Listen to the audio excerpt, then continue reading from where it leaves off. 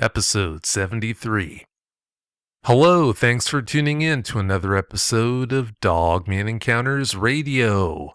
I'm Vic Cundiff, and I'll be your host as we listen to eyewitness encounters involving one of the most terrifying cryptids, dogmen. Our guest tonight wants to go by her first name only. Amanda, welcome to Dogman Encounters Radio. Thanks so much for coming.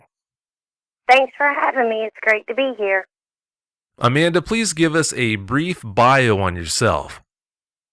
Well, I'm a stay-at-home mom of 3 lovely children. I'm 29 years old. I am married. I do write books. Some have been published, poems and stuff. But really, I just like going outdoors, taking photos, and living the outdoor life. Sounds like a good life to me. You told me in the pre-interview about a book you want to write about dogmen. What can you tell us about that book? Well, honestly, it's not going to be about any encounters that people have had. It's going to be more of accurate research, if there actually is accurate research. I don't want to make it a hearsay book. I actually want to make it a true documentary of a wolfman, with footprints, if possible, accurate sightings, what they look like, exactly, not people just guessing, having to go back and remember what they look like, try to get verifiable proof of what they actually look like. If I can help in any way, please do let me know, because I'd be glad to. Okay, great. Thank you. Oh, you're welcome. One thing we've been talking about, we've had a couple of, what you could consider to be pre-interviews. One thing that's become pretty clear is how rattled you still are at this point as a result of having that encounter that you had that one night. Mm-hmm. What can you tell us about what it's like to deal with having an encounter like that? Whether we're talking about maybe the week after you have that encounter compared to years later. Well, honestly, Vic, till this day, I still keep my curtains completely closed at night. And I do not go outside by myself at nighttime unless I have to. Even then, I am very nervous. But I'm always wondering if there's somebody watching me. And not human either. So that's kind of the feeling that I still have to this day. Yeah, life can be enough of a challenge without having to worry about things like that. When you're walking down the street at night, even if it's a person that's watching you with ill intent, that can be bad enough. But when you know things like dogmen are out there and you're worried about them coming into the picture, that just makes it that much worse. Before we got started with this interview, you told me about how uncomfortable these thoughts are making you, and that's totally understandable. Let's face the facts here. You're talking about something that happened to you that's the most traumatic thing that ever has happened to you, and it's got to be the most traumatic thing that ever will happen to you. And the fact that you actually are coming on the show and doing it with the intent of helping people by trying to put information out there that might shed light on this for people who have had encounters just like you, I can't tell you how much I appreciate that. That says a lot about you. Well, Vic, these things are out there. Half of the people believe it, half of them don't. Some of them have seen it, some of them haven't. And people need to know and actually pay attention to what dangers or what animals are actually in the woods. So that way, God forbid, should a little child be playing outside in a wooded area, and if something was to happen involving one of these dogmen, that would be very bad, especially when people don't even believe, which some people don't. A lot of bad things could happen from something like that, and people need to be aware. Oh, there's no doubt about that. It really makes me nervous when I think about how many times people go out into the wilderness and have picnics, they camp, they hike, and have no clue what's around them. Who knows how many times they're being watched by dogmen that are just feet away, and they've got no clue about that. Having said that, let's dive right into the details of your encounter. Please give us every last detail that comes to mind. Okay. Well, it was the fall of 99. It was maybe October, November. I was in 8th grade. It was real chilly that day. We lived up in the foothills in North Carolina. Some of you may know it, some of you may not. It's Stokes County, North Carolina. About 20 minutes from Virginia. Real wooded area, very dense, hill, rolling, hollows. When you actually talk about the wilderness, it's the wilderness. You know, got natural waterfalls and all kinds of things like that. My family, my grandparents, my mother and father, my uncle, we all lived on a family farm, basically. And it wasn't your normal farm with cows or chickens and stuff. We had goats and cats and other little things like that. It was real nice. Everything was real nice. It was calm. You didn't hear sirens or cars revving up and down the road. It was a really nice country life. Now, that being said, it is in the country. So, there was about 400 acres of land all around us that were wooded. Us having 10 acres of land in that particular area, we cleared, I would say, maybe 7 acres, and it was completely cleared off, flattened. My grandpa took the tractor through there. I took the four-wheeler. We pulled them trees out one by one, got them stumps up, and then everybody got their houses in there. So everything was flat, clear. The grass had finally grew back. It was green as it could be. It was beautiful.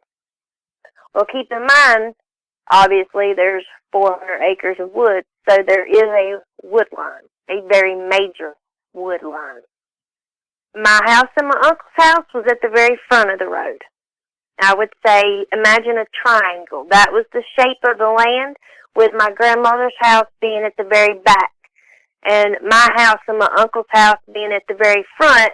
Basically, if you had a triangle, each house was on a point. My grandma's would be at the top. Mine and my uncle's would be at the bottom. So we were closest to the road. She could open her back door. She was probably about 100 feet from the wood line. Now, every day after school, I would go down there with my grandpa and just chill. My parents worked in High Point, which is about 60 miles from where we lived, so they never got home till late. And I would always go down there and eat dinner, and I walked down there. It was probably about the length of a football field is probably how far there was in between our houses, so we wasn't on top of each other. You know, we actually all had a really big yard. And I'd walk down there all the time, day, night, and nothing ever bothered me. Well, this one week, I'd walk down there, you know, like normal, but I got to feeling kind of strange, I remember this one week. I'd sit at the table, it just felt like somebody kept staring at me.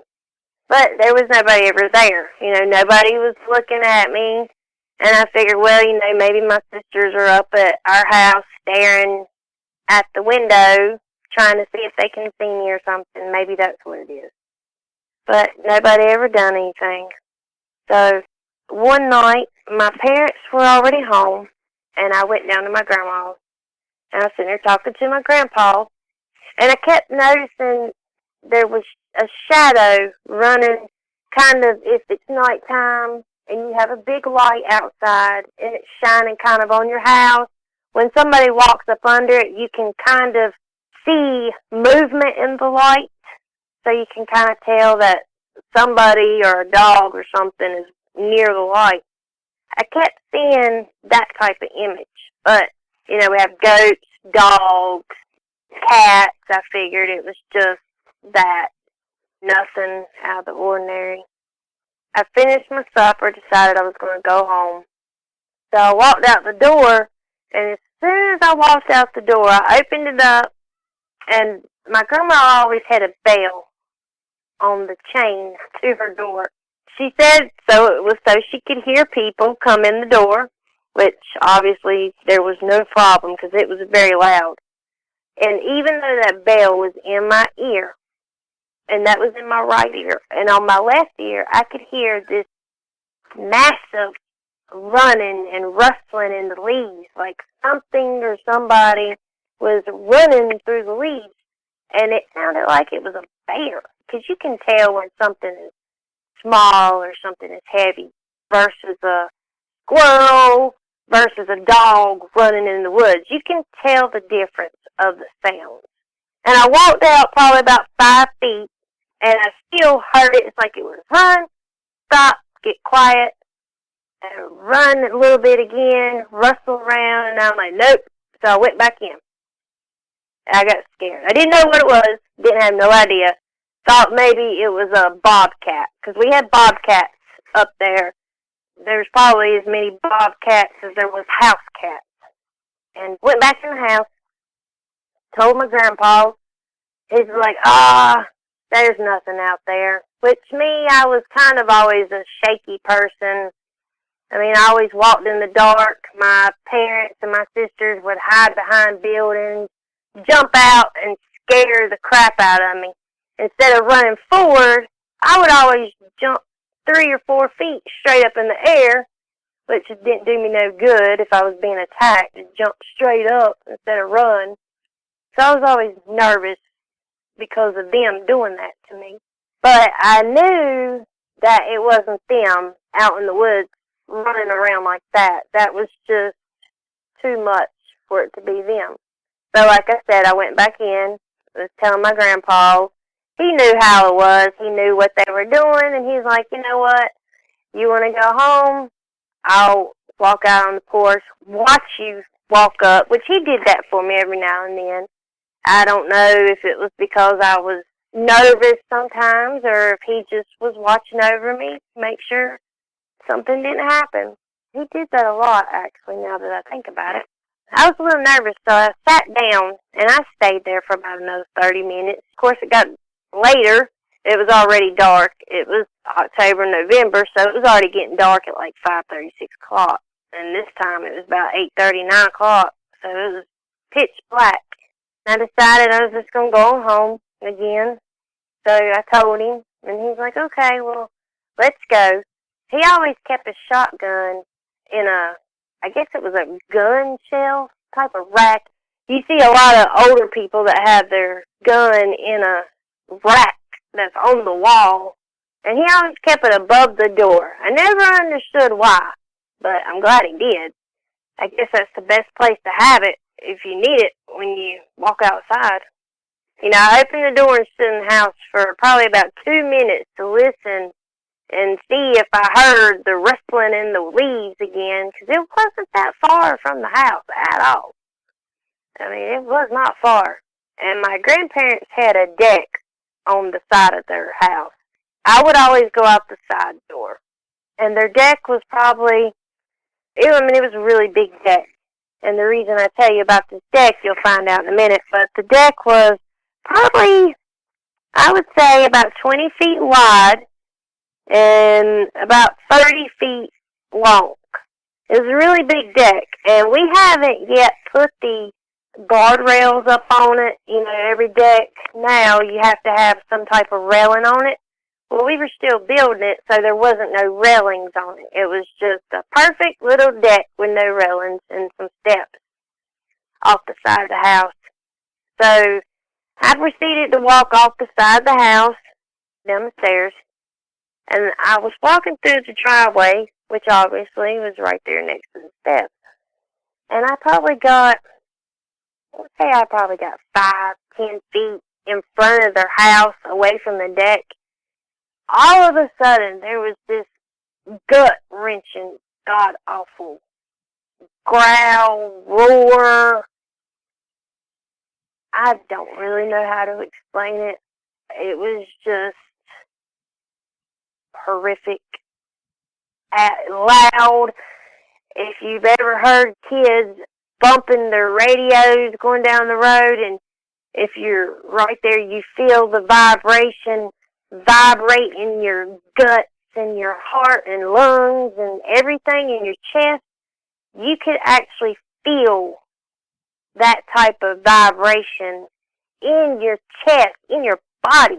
And it was just like, ugh, when it let out this horrific, I don't know if it was a growl or a roar. I have no idea what it was. Right at the same moment, it was kind of like right in the same moment, you hear the growl. My grandpa hollers, run! And, you know, his gun is right there above the door, which I said I never knew why, but it's good that he did. I looked back, I didn't see nothing, and I just took off running, and my grandpa started shooting, and I didn't know what he was shooting at. Didn't know what it was. Didn't know if it was a bear, a dog, but I was running to the house. We had a sliding glass door, and I was running so fast, which honestly, if anything wanted me, it probably could have got me. But I was running so fast, I didn't even open the glass door, actually run into it. So I was in a hurry, but sometimes when you're in a hurry, you're in too much of a hurry, so you actually end up taking more time to do something if you wasn't in the hurry. It was one of them moments I was having, trying to get in the door. And I run straight into the house, didn't say nothing to nobody, run straight back to my room, opened my door, sat in my closet, and did not come out until the next morning when it was daylight. We didn't have a phone. There was no way I could call my grandpa to see if he was okay, to ask him what it was, just to even check on him. I had no idea what was going on, what was going to happen. I didn't tell my parents. Obviously, there was something out there that was pretty big, obviously scary, because just the roar of it scared the hell out of me. And I could not find out nothing until 7 o'clock the next morning.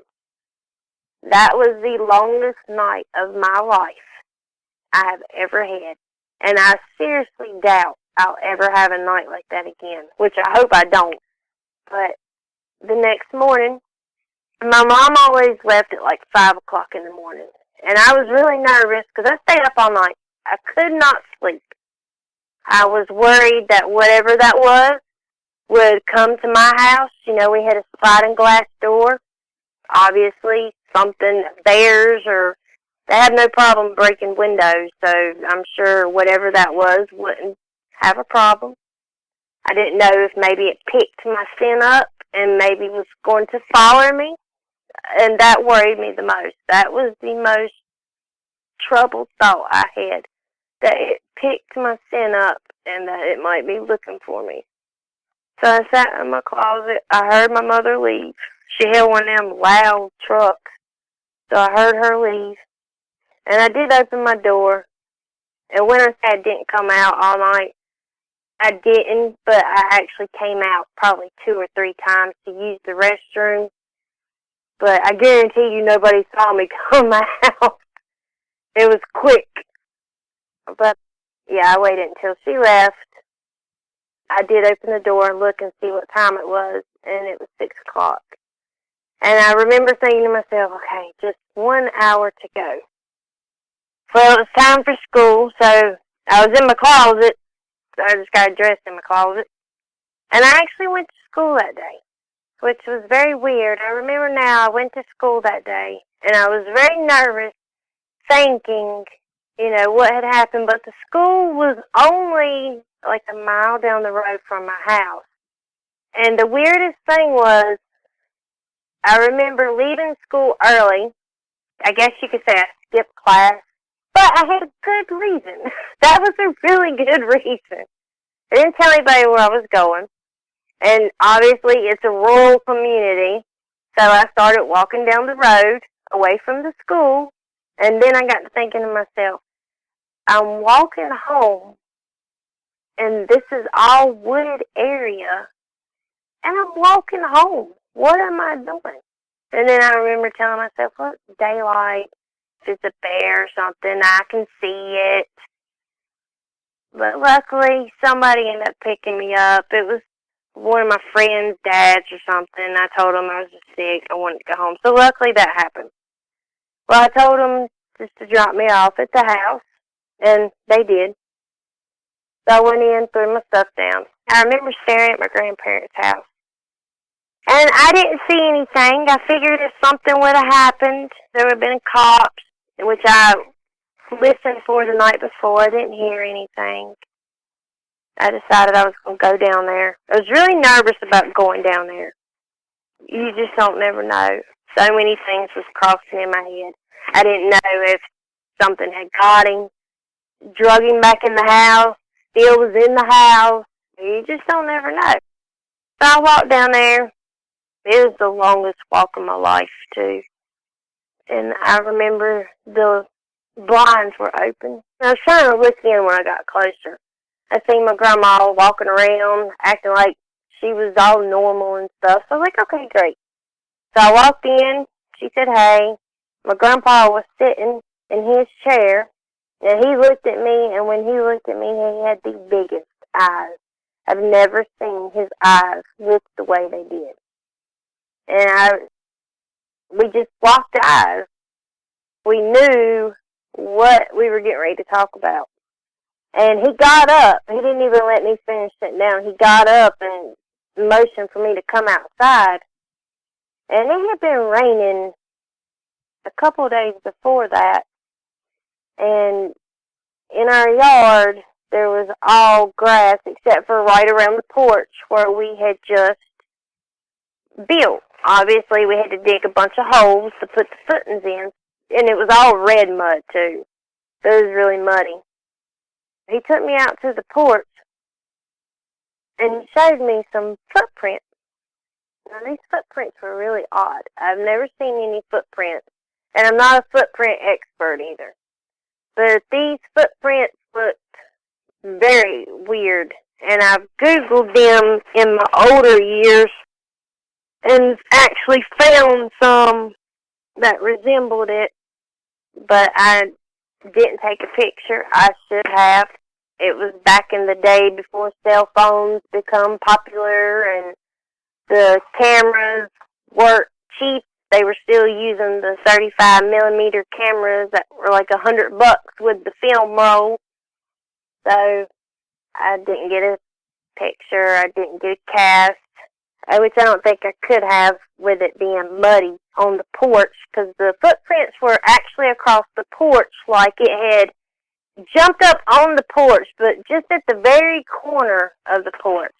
It was a square porch, and it's kind of like it was, I guess you could say it was in the front yard, and it just kind of skidded across the edge of the porch.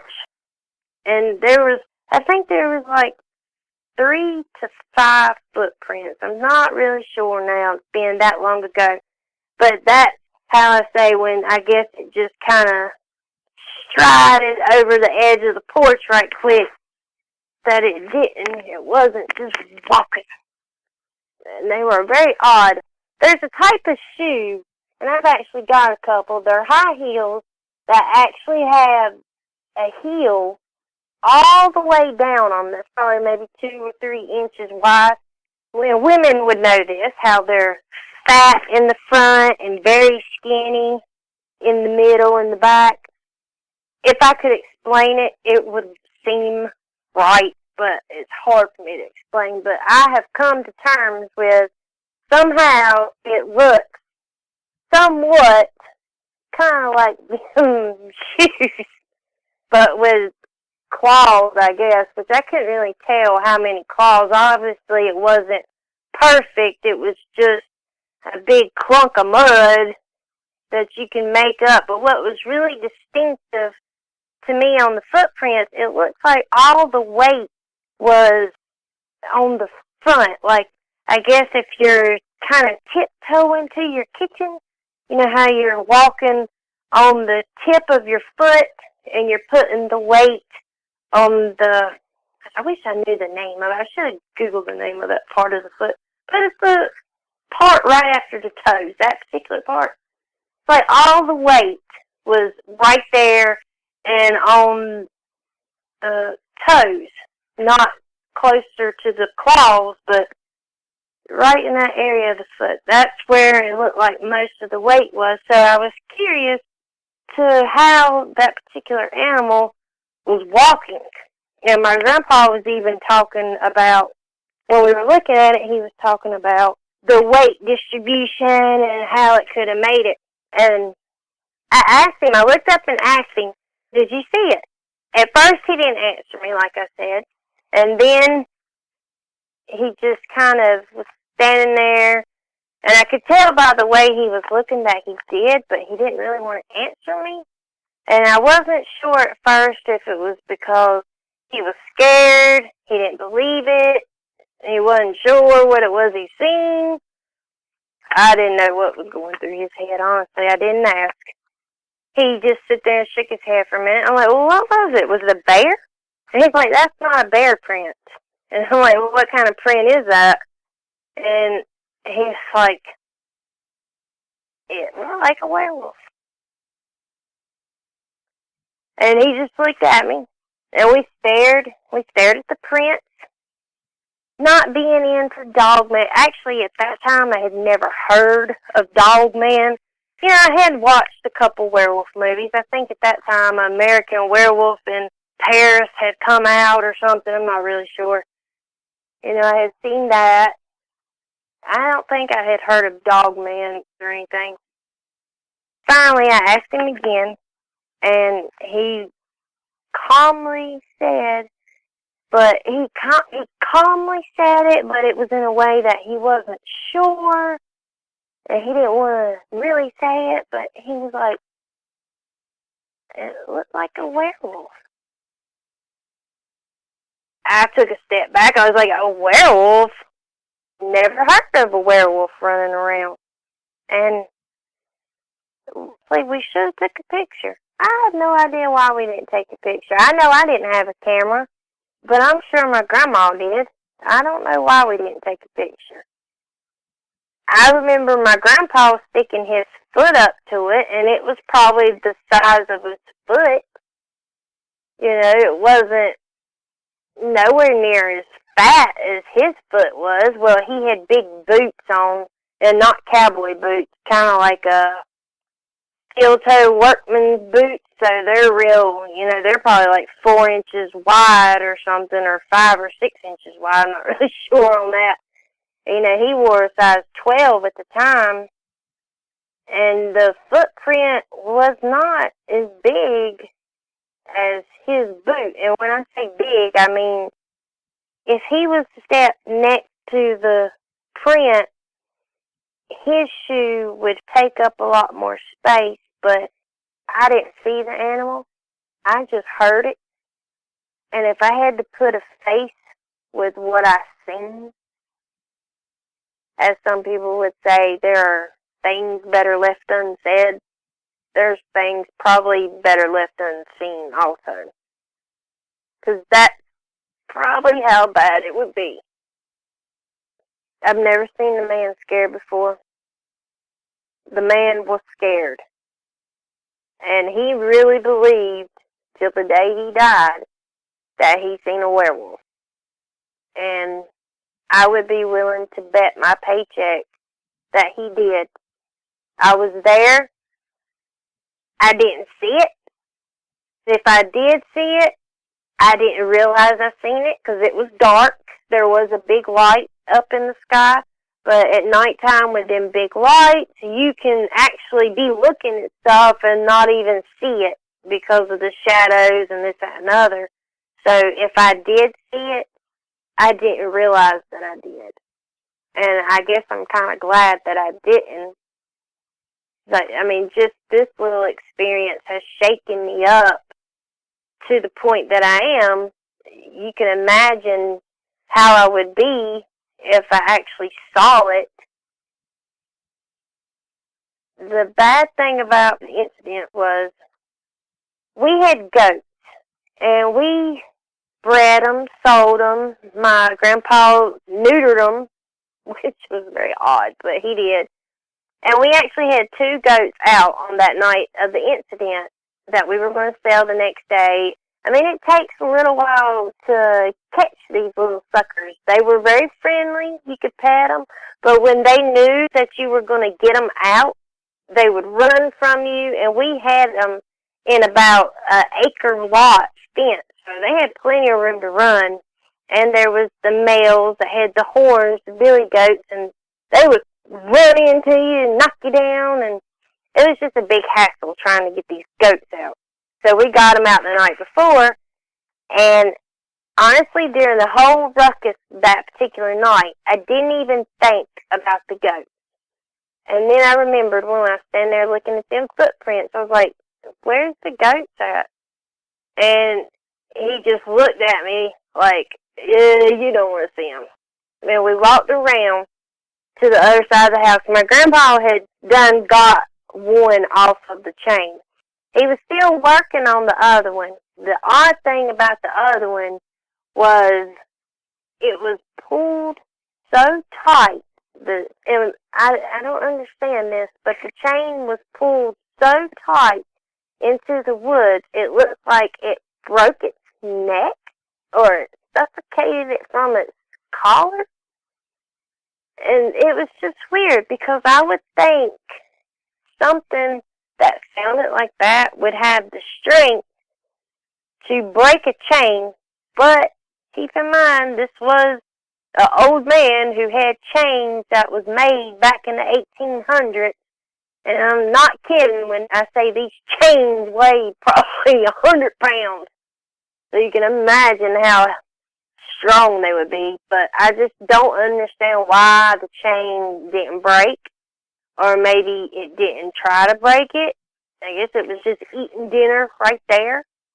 But the other goat was completely gone. I mean, it was gone. There was nothing there. You seen a little bit of hair from, I guess, the goat ripped off of it or something. But it was completely gone. And that poor little goat, it was ripped all to pieces. His belly was ate out.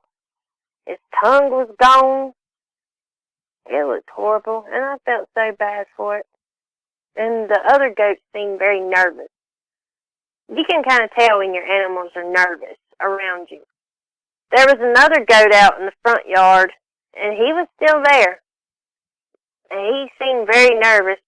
So I don't know if it was still in the area or still hanging around the house, but it had a perfect area to be in. I mean, there was hollows right. I mean, as soon as you walked in the wood line, you would walk directly into the beginning of a hollow. And what scares me the most is I used to walk back there all the time by myself, and I actually had a path. And these type of woods, I know it's kind of weird to think this, but these particular type of woods, they actually had natural paths cleared out. It didn't have a lot of underbrush. It was more trees and stuff. So there wasn't a lot of game trails made because you didn't need them, because you could just run freely through this area. It was very thick. I mean, it was very thick. You could probably be in a helicopter looking down and you wouldn't be able to see through the trees to the ground. But when you were on the ground, you could run freely because there was no underbrush. It was all canopy, which I guess it would make it ideal. Now, as far as down in the hollows, that was a totally different story right there. That wasn't nothing but rolled sticks and grass and the big old burrow-looking things, and some of it kind of looked like an embankment with a giant hole. Now that I think about it, something could have lived in it, but I don't know what. I used to walk back there all the time. Never thought of anything sounding like that. And I've never seen one. I have Googled them recently, but I don't know what's real and what's not real. But I don't think I would want to go back out there after hearing that. And honestly, if it wanted to kill me, it could have killed me, because I don't run that fast. I might have thought I was running fast, but I wasn't. And the fact that I got stuck with the door probably about 30 seconds, it could have had me. And, you know, I had to run probably, I mean, obviously, the distance was about a football field. So I got kind of tired, so I was not running fast the whole time. And, yeah, I did glance behind me once or twice to make sure nothing was chasing me, and nothing was. But I didn't know that. You know, it could have been jumping around on the top of houses or buildings or whatever. I didn't know. I was worried. I know this might sound crazy, but they say bears have the best smell in the world. And my closet was actually on an outside wall. And if it wanted to, it could probably just stuff its hands right through the vinyl side and grab me. That did cross my mind. I was having a bunch of crazy thoughts that night. Some that might not make sense to other people, but that's just how unnerving that situation was for me at that particular time. It's still very scary. I mean, obviously, when I'm in my zone and somebody knocks on the door or even walks by the window, like if the kids are outside and I'm just in my own little zone and I see something walk by, I'm jumpy. I'm just really jumpy now. After what you went through that night, I don't think anyone could blame you for being jumpy and having a hard time dealing with it. In movies like Jaws, for a long period of the film, they never did show the shark. And because of that, a lot of people say that made the movie even more unnerving. Sometimes when you don't see what's coming after you, it can be a little more unnerving than seeing what's coming after you. I wonder if it would have gone better for you as far as dealing with this encounter if you would have seen the Dogman. I honestly am glad that you didn't, but I still wonder if that would have changed anything. But having said that, Amanda, let's talk about these after effects that you've had to deal with. What's been the worst aspect of trying to get over that encounter? Really not having anybody to talk to about it. And I would have my days where I would think about it and it would make me uneasy. My husband, I guess he can, obviously when you're with somebody and you see the change in their mood and the way they look, you can notice if something's wrong or if something's not wrong. And him asking me what is wrong, and not that I can't tell him, but I feel like I would I'm not saying that he would laugh at me. I would just, you know, a lot of people don't believe in stuff like that. So for me to go up and say, hey, I walked out the door and I guess I got chased by a werewolf, people's probably not going to believe it. That's the worst part. Just not being able to talk to anybody about it. It is kind of like a prison without walls. You've got this traumatic experience that you're trying to get over, but not having anyone to talk to about it with, that just makes it that much worse. So I feel your pain on that. I'm so glad that you found out about the show and consequently found out about me. That's about the best thing that you can say about all this. I am too, and I really do appreciate it. And one thing that I did do, I did step out on a limb when I did this, and I pulled myself back in for that particular reason. But what happened was, after I talked to you the first time on a pre-interview, I was like, well, you know, I'm going to talk to somebody else about this. So I actually went to see a counselor. She's one of them people who specialize in depression and post-traumatic stress and anxiety type counselors, which is probably what I needed. She asked me what had happened to make me feel this way, and I told her. And if her eyebrow could have killed, it would have killed me. You should have seen how high that eyebrow went looking at me. She thought I was crazy. She tried to make me believe that that is not what I saw, which obviously I didn't see it. my grandpa seen it, but I heard it. She tried to make me believe that that is not what he seen, that it had to be a bear. And I'm like, bears don't have prints like that. I Googled a bear print, and a bear is not going to sound like that. I heard a bear. It doesn't sound like that. It wasn't a bear. Nobody's going to talk me out of it. I know what it was, and nobody's going to tell me differently. Oh, I could only imagine. After having done this for a while, it's amazing how many different scenarios I've been exposed to where eyewitnesses will share about their experience trying to get over something like this encounter they had, and they'll tell me about this happened and that happened. Well, if it's of any comfort, I know how misery loves company. If it's of any comfort, there was another eyewitness who, after speaking with me, spoke to a psychologist in his area. Unfortunately, after the eyewitness had been telling the psychologist about his encounter for a few moments, this psychologist stopped him in his tracks and said, "I'm sorry, but you need to see a different type of psychologist." And basically, this psychologist was referring him to someone who specialized in psychosis. He was convinced that this eyewitness was crazy because he was sitting there and had the nerve to talk about seeing this quote-unquote dogman creature that he had seen. So, yeah, you're not the only person who's been through that, Amanda. It's unfortunate when you reach out for help and you get treated that way, but like I said, misery loves company, and unfortunately, or maybe fortunately, you're not the only person who's been through that. I'm sure doctors think that it's just a waste of their time, but if they would actually take the time and do some research, as I was talking about, I was doing research in my book, for my book to make it accurate.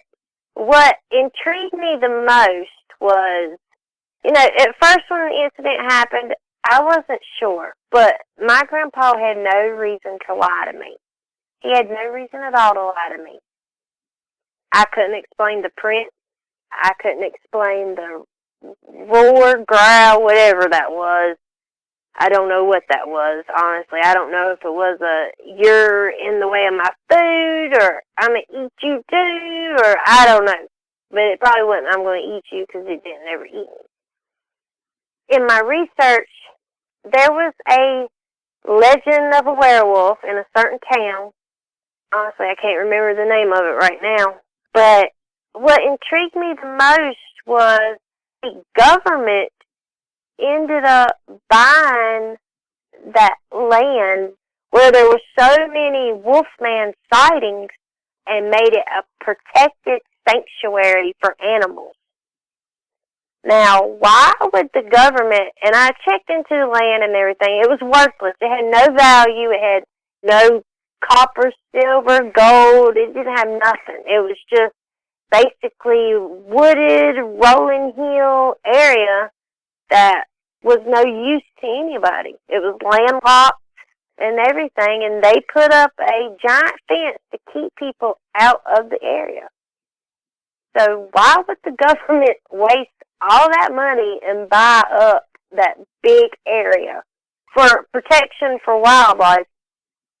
As hard as it is to understand, that's been done before. I had a guest on the show not long ago. He mentioned an area in Ohio where there were a lot of sightings of dogmen, and consequently this area was purchased, if I remember correctly, by a police department in that area.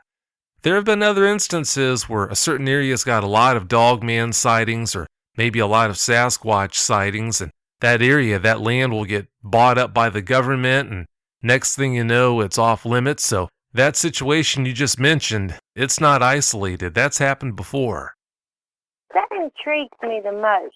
Doing my research, I've run across a lot of stuff. Real believers, researchers sending request forms to the CIA, the FBI, and they get back some type of thing. We don't have any documents called Wolfman, Werewolf, Sasquatch, Bigfoot, but yet they buy up all this land, and actually, well, since you said Ohio, obviously that's like the fourth place now that I've learned that has done that, which is very strange to me.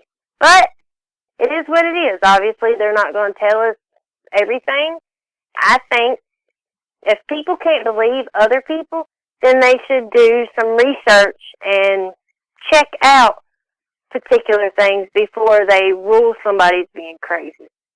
Obviously, that person is not crazy. He's seen something, whether it was a wolf man or not, whether mine was a wolf man or not, there was something there that was not a known creature. After you had that encounter, when you're walking around the property or walking around the area, did you ever have anything strange happen to you that might have pointed towards it being around again, other than the fact that you mentioned that the goats were acting strange for some time after the encounter? Well, I did notice, and I didn't notice it before the encounter, but the second day after the encounter, I noticed that the woods were dead silent. I know it was a little chilly, but honestly, it wasn't normal that the woods were that quiet. I mean, usually you would hear squirrels rustling around in the leaves or something going on, but it was just an eerie, dead feeling, like everything was scared or dead and gone. Everything was just gone. Any type of wildlife that was there, and there was plenty squirrels, chipmunks, birds. You hear birds chirping all the time. Everybody says birds migrate south, but sometimes we got some weird birds because there's plenty of them that stay here and start chirping at 12 o'clock at night. They got their days and nights mixed up, I guess. But everything was dead silent. And I stood there for probably a good 5 minutes and was just examining stuff, looking around to see if maybe there was any dead bodies of little animals. I never found any. I never found any signs of fighting or anything. I looked for any indication of anything being through the area that I was in, and there didn't look like nothing had kicked up the leaves, which hearing that roar, I figured me walking on leaves, I'm not going to really disturb the ground. You're not really going to be able to tell with me just slowly walking through there. Now, if I was running, like running for my life or running and kicking at the leaves and stuff, yeah, you would be able to tell I've been through there, but you couldn't tell the way that I was walking. And I figured something that sounded like that would disturb some type of area, but I never seen anything disturbed, which I thought was very odd, because there used to be animals, even bobcats. You know, you could tell when a bobcat had been in the area through feces and what they ate and the sounds and all that, but everything was gone, which was really creepy. Yeah, it sounds like it must have been awfully creepy. Well, it's about time to wrap this show up, Amanda. Do you have any closing comments you'd like to share? I would just like to say to people to be aware of your surroundings, especially when you are out doing a family event, whether it's camping, kayaking, canoeing, hiking. You know, just be aware of your surroundings, because you never know. We hear about a couple people getting attacked, but you don't really hear about people being killed. And honestly, I think it's because when somebody gets killed, they're probably the only person there, so nobody really knows and just assumes it's a bear. But that's my own personal opinion. But I just say be careful. You never know what's going to happen. Obviously, it's a wild animal. You don't know what it's going to do. And just try to watch out, especially for your children. And just mainly be aware of what's out there. And that's really all I got to say about that. Doing this interview has not been easy for you. I know that, and I appreciate that. I can't tell you how much I appreciate the fact that you were still willing to come on the show, share the details of your encounter, trying to help people. That means a lot. And like I said, thanks again so much for doing that. You're welcome. Thanks for having me. Thanks again so much for being here. You have yourself a great night. You too. Thank you. Thanks. Bye. Bye. If you've had a Dogman encounter and you'd like to speak with me about it, whether in private or on the show, you can reach me at contact@dogmanencounters.com. I'd love to hear from you.